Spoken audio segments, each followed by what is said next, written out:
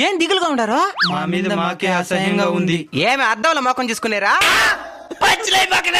సరేలే, ఏమైందో చెప్పండి. బ్రహ్మముహూర్తంలో లేస్తే మంచిదని చెప్పుండా నువ్వా? అది సైంటిఫిక్ గా కూడా ప్రూవ్ అయిందా? ప్రతిరోజు లేద్దామని 4 గంటలకు అలారం పెడుతున్నాను. మళ్ళీ ఆఫ్ చేసి అనుకుంటున్నావు. అవునైనా నీదేం బాధరా? ప్రతిరోజు జిమ్కి వెళ్దాం అనుకుంటాను, కానీ ఏదో ఒక పని వల్ల నిలిచిపోతావు. అవునైనా ఒళ్ళు నొప్పులని అదని ఇదని ఒక్కొక్కసారి ఏం పని లేకపోయినా జిమ్కి వెళ్దామంటే నేను ఇంట్రెస్టే రాను అన్నది. బ్రహ్మముహూర్తంలో లేవడం, జిమ్కి వెళ్ళడం ఇలాంటి వాటిని అలవాటుగా ఎందుకు చేసుకోలేకపోతున్నారో తెలుసా? ఎందుకో? అవి మంచి అలవాట్లు కాబట్టి. అదే ఒక చెడు అలవాటు అనుకో, ఫర్ ఎగ్జాంపుల్ సిగరెట్ తాగడం, మందు కొట్టడం, ఇలాంటివి చాలా ఈజీగా కష్టపడకుండా నేర్చుకోవచ్చు. అసలు మనకు తెలియకుండానే ఒక అలవాటుగా మారిపోతాయి. ఆ తర్వాత మన జీవితాన్ని నాశనం చేస్తాయి. చెడు ఆకర్షించినంతగా మంచి ఆకర్షించదు. ఒక చెడు అలవాటు మనకి ఎంతటి నష్టాన్ని ఇస్తుందో, ఒక మంచి అలవాటు దానికి రెట్టింపు లాభాన్ని ఇస్తుంది. మరి రెట్టింపు లాభాన్ని పొందాలంటే రెట్టింపు కష్టాన్ని అనుభవించాలి కదా. ఆ కష్టాన్ని ప్రస్తుతం మీరు అనుభవిస్తూ ఉండేది. కొంచెం పట్టుదలతో దృఢంగా నిలబడి ప్రయత్నిస్తే తప్పకుండా విజయం సాధిస్తారు. సరేనైనా.